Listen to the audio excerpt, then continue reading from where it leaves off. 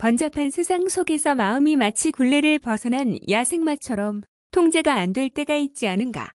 눈으로 보이는 것, 귀로 들리는 것, 코가 맡는 향, 혀로 맛보는 것, 몸이 감촉하는 모든 자극들이 끊임없이 올라와 마음을 이리저리 휩쓸어 간다.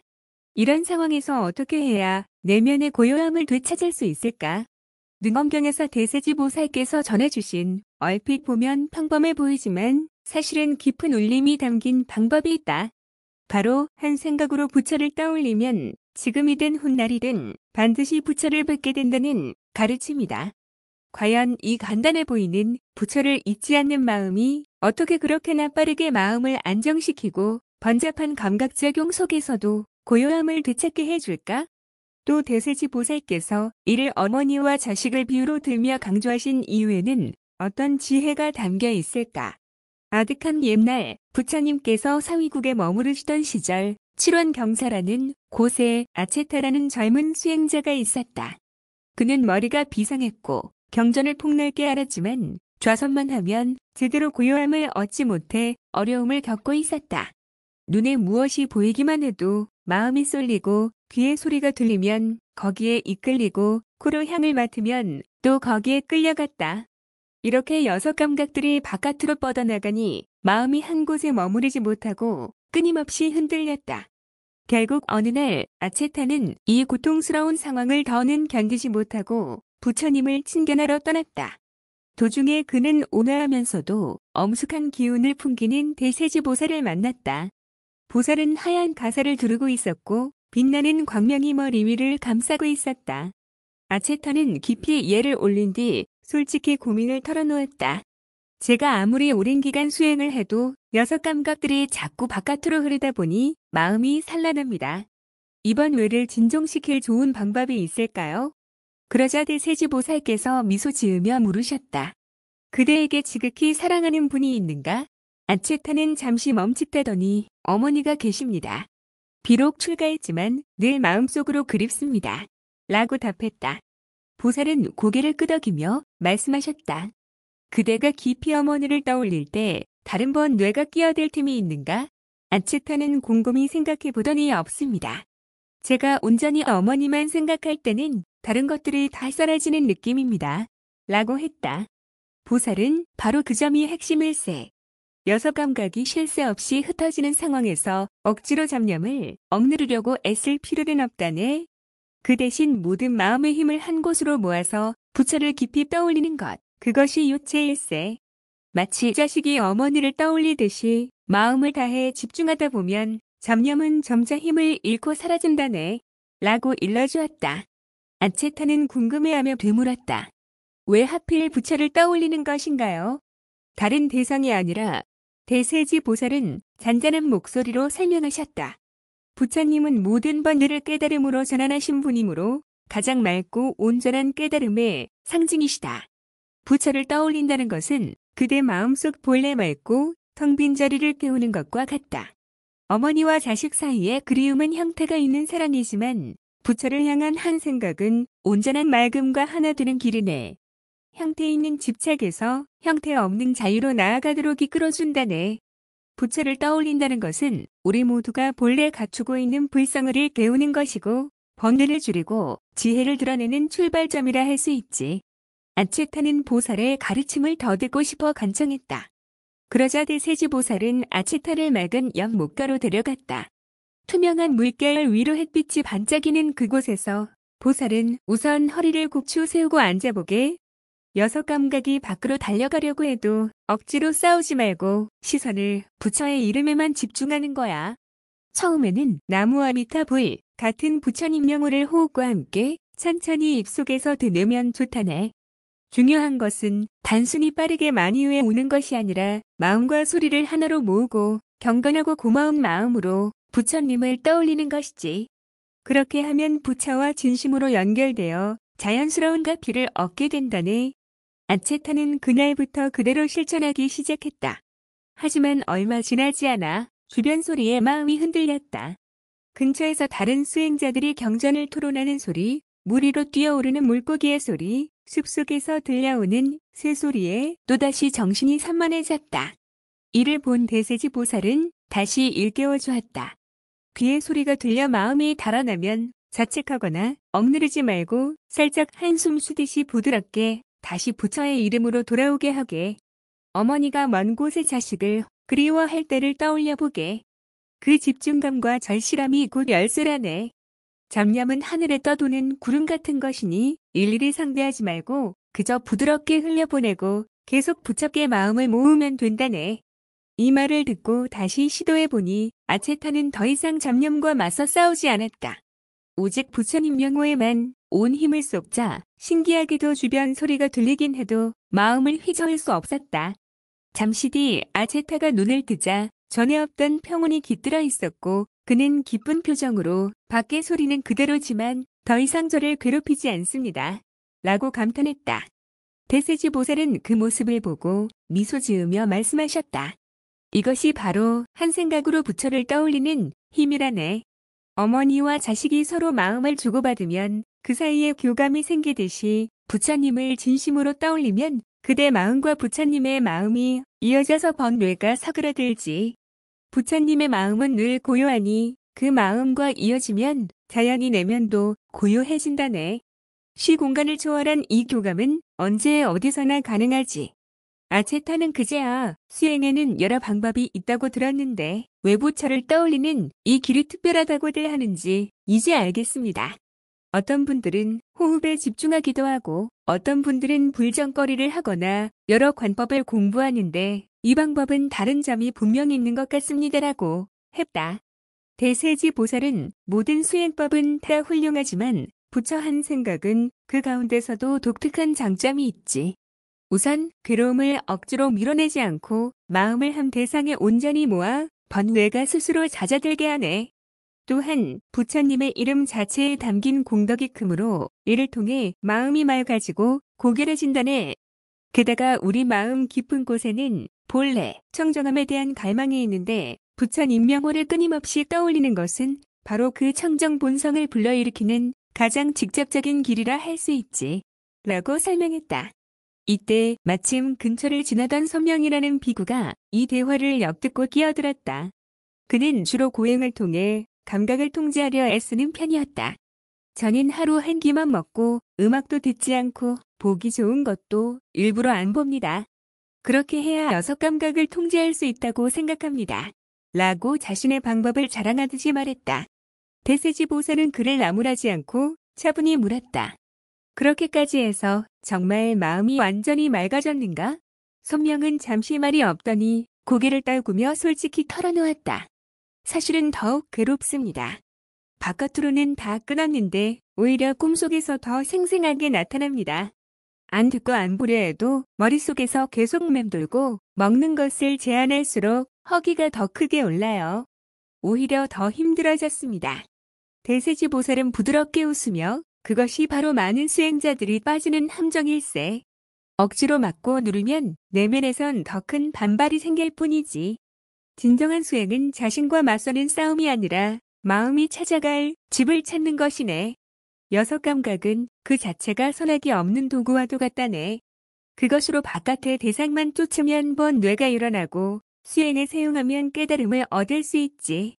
부처를 한 생각으로 떠올리는 길은 이 감각들을 올바르게 사용하도록 이끌어주는 핵심 방법이라네. 라고 했다. 그러면서 보살은 석양을 바라보며 깊은 눈빛으로 덧붙였다. 모두가 궁극적으로 돌아가야 할 집이 있다네. 그것은 바로 우리 마음속의 본래의 자리, 즉 불성이지. 온갖 현상에 흔들릴 때마다 우리는 길 잃은 아이가 된다네. 그런데 부처님을 떠올리는 것은 그 길 잃은 아이에게 집으로 가는 길을 보여주는 등불과 같다네.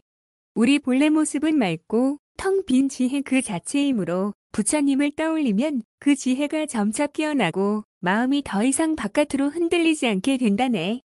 보살은 연못에 피면 꽃을 가리키며 말을 이었다. 연꽃은 진흙에서 피어나지만 오염되지 않는다네. 왜냐하면 위로 뻗어 올라가려는 힘이 있기 때문이다. 우리의 마음 역시 시끄러운 세상에 놓여 있어도 위로 향하려는 끊임없는 노력이 있으면 진흙탕에 물들지 않는다네.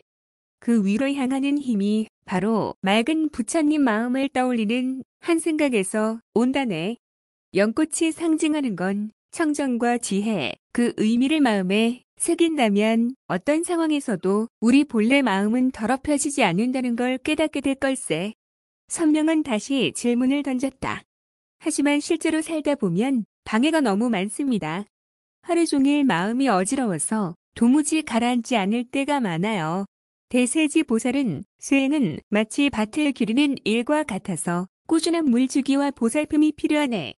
내가 부처를 한 생각으로 떠올리는 삼매라 부르는 간단한 방법을 전수해 주겠네. 라고 하고 구체적으로 설명해 주었다. 가능하다면 아침이나 해질 무렵 조용한 곳에 앉아 서쪽을 바라보며 합장을 해보게. 그리고 마음속으로 아미타불의 금빛 모습을 그리면서 나무 아미타불을 천천히 외우거나 읊조리는 거야. 처음엔 작게 소리를 내다가 점차 작게, 마지막엔 마음속으로만 반복하되 한 글자 한 글자의 정성을 담으라는 게 중요하네. 마음이 흐트러지면 억지로 누르지 말고 그저 또 흐트러졌구나 알아차린 뒤 부드럽게 다시 부처님의 이름으로 돌아오는 거야. 이때 부처님의 상을 그리는 것은 관심을 한 곳으로 모으는 데 큰 도움이 되지. 부처님께 공경과 감사, 정성을 다해 집중하면 그 자체가 우리를 밝은 길로 인도할 거야. 어두운 밤길을 걸을 때 앞서 반짝이는 등불만 놓치지 않으면 되듯이 어떤 어려움이 와도 부처님 명호에 집중하면 빛을 잃지 않는다네. 아체타는 보살의 말을 따라 꾸준히 연습했다. 놀랍게도 부처님 이름에 온전히 마음을 모으니 예전처럼 여섯 감각의 자극이 커도 점차 흔들리지 않았다. 그리고 시간이 지날수록 알 수 없는 기쁨과 맑은 평안이 마음 깊은 곳에서 솟아났다. 한 달쯤 지나자 아체타가 확연히 달라진 모습이 되어 주변 사람들을 놀라게 했다. 이전에는 쉽게 동요되던 그가 안정감 있게 바뀌고 눈빛에서 맑은 빛이 났다. 북적이는 시장에서 탁발을 할 때조차 사방의 소리와 분주함에도 흔들림 없이 마음을 지키고 있었다.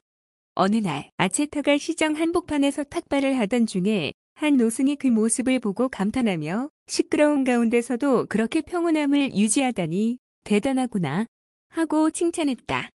아체타는 이 모든 것은 대세지보살의 가르침 덕분입니다. 전에는 조금만 소리가 들려도 마음이 이리저리 흔들렸는데 이제는 부처님을 떠올리는 순간 그 소리들은 마치 물결이 물 위를 스치고 지나가는 느낌일 뿐 제 마음 깊은 곳까지 파고들지 못합니다. 부처님을 한 생각으로 놓치지 않는 힘을 점점 알게 되었지요. 외부 상황이 여전히 변함없어도 더 이상 그에 휩쓸리지 않게 된 것 같습니다라고 대답했다. 노승은 그것이 곧 모든 현상을 있는 그대로 보되 마음은 물들지 않는 경지 아니겠느냐. 내가 말하는 체험은 곧 머물 곳 없이 마음을 내는 것과 통한다. 어떤 대상에도 붙잡히지 않고 그저 깨어있음으로써 자유로운 경지에 다다르는 길이구나 하고 칭찬했다. 소문은 곧승단 전체로 퍼져나갔고 마침내 부처님 귀에도 들어갔다. 어느 날 대중이 모인 자리에서 부처님은 아체타 이야기를 꺼내며 대세지 보살이 전해주신 부처를 한 생각으로 떠올리는 방법은 언뜻 단순해 보이지만 깊이가 크다. 특히 본외가 많은 시대의 중생들에게 아주 잘 맞는다. 마치 어머니가 자식을, 자식이 어머니를 떠올리듯이 부처님을 떠올리면 곧바로 부처님과 이어져서 온갖 본외가 가라앉는 길이 열리니 별다른 도구나 복잡한 방편 없이도 마음의 문이 열릴 수 있다고 말씀하셨다. 이에 어떤 이가 물었다. 세존께서 어머니와 자식을 서로 떠올리는 것을 예로 드신 까닭이 무엇입니까? 부처님은 부드럽게 웃으며 이 세상에서 어머니와 자식 사이처럼 간절하고도 깊은 마음은 드물다. 어머니가 멀리 있는 자식을 그릴 때 다른 생각이 끼어들 틈이 없지 않느냐? 마찬가지로 수행자가 온 마음을 다해 부처님을 떠올린다면 다른 잡념은 절로 뒤로 물러난다. 게다가 어머니와 자식은 서로 통하는 마음이 있는 것처럼 중생이 부처님을 떠올리면 부처님 또한 중생을 향해 품어주신다.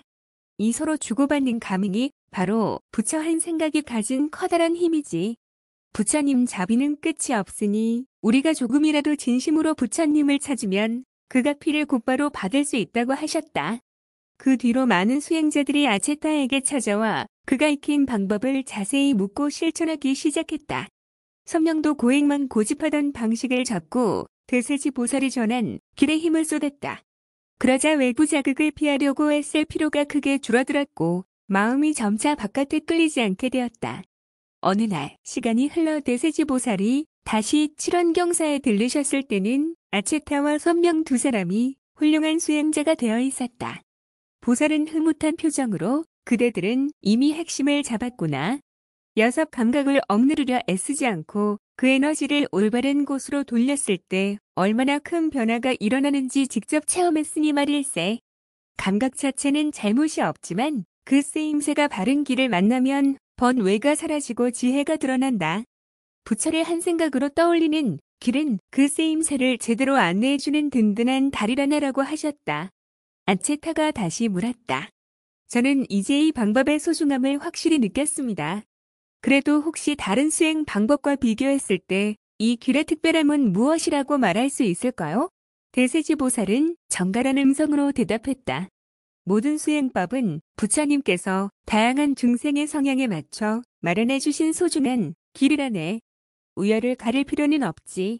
다만 많은 사람이 부처를 한 생각으로 떠올리는 방법을 쉽게 익히고 빠르게 효과를 볼 수 있는 건 사실이네. 첫째로 매우 단순하고 누구나 할 수 있지.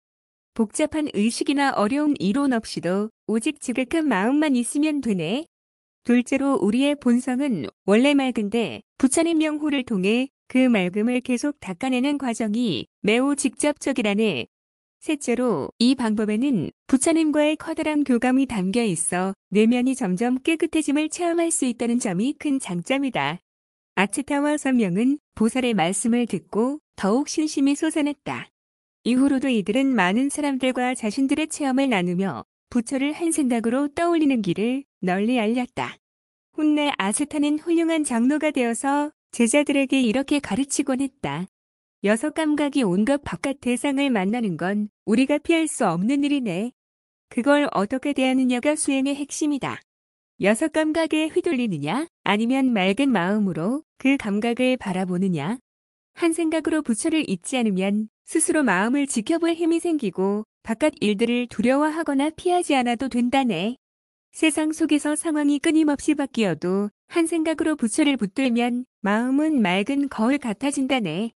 어느 날 대종설법 자리에서 아체타는 그동안 쌓은 경험을 이렇게 요약했다. 부처를 한 생각으로 떠올리는 것은 수행 방식인 동시에 삶의 태도이기도 합니다. 행복한 일을 만났을 때도 우리는 부처님을 떠올려서 지나친 집착을 멈출 수 있고 힘든 일을 만났을 때도 부처님을 떠올려 내면의 평온을 유지할 수 있습니다. 결국 여기 지금 이 자리에서 바로 맑은 마음을 확인하는 것이니 한 생각으로 부처를 떠올리면 곧 그 자리가 정토가 되고 거기에서 부처님을 뵐 수 있다는 말이 헛되지 않습니다. 청정한 세계가 따로 멀리 있는 게 아니라 바로 우리 마음속에 있지요. 이렇게 대세지 보살께서 전해주신 핵심 수행법 덕분에 아체타와 선명뿐 아니라 셀 수 없이 많은 이들의 수행에 갈피를 잡았다. 말로 다하기 어려운 번뇌가 휘몰아치는 세상에서도 여섯 감각이 끝없이 바깥을 향해 흩어질 때조차도 이 한 생각으로 부처를 떠올리는 길을 꾸준히 실천하면 누구나 연꽃처럼 맑게 피어날 수 있다는 확신이 퍼져나갔다. 능엄경에서 대세지 보살이 전하신 말씀처럼 여섯 감각을 거두어들이고 졸기차게 부처를 떠올리면 저절로 삼매를 얻게 되고 그것이 첫째 가는 지름길이다. 라는 가르침이 바로 이 뜻을 보여준다. 결국 부처를 한 생각으로 떠올리는 길은 우리 본성을 가장 직접적으로 되찾게 하는 묘법이 된다. 업장을 없애고 복과 지혜를 쌓는 데 큰 도움을 주며 궁극적으로는 깨달음으로 나아가게 한다. 이 번잡한 세상을 살아가면서 어디에도 의지할 곳이 없어 보이는 순간조차도 부처님을 깊이 그리는 그 한 생각은 우리에게 고요와 안정을 선사한다. 그리고 마침내 참된 자비와 지혜가 꽃피울 때 우리는 비로소 집으로 돌아온 아이가 된다. 부처님은 언제나 한결같은 마음으로 우리를 부르고 계시니 우리가 그 부름에 진심으로 응답하기만 하면 된다. 그 길은 멀고 험해 보일 수도 있지만 결코 헛되지 않을 것이다. 모두가 이 길을 통해 자비와 지혜를 완성하고 이 거친 세상 속에서도 연꽃처럼 맑게 피어나기를 바란다. 언제 어디서든 부처를 떠올리는 단 한 생각이야말로 우리를 진정한 해탈과 평화로 인도하는 소중한 안내등이 될 것이니 말이다.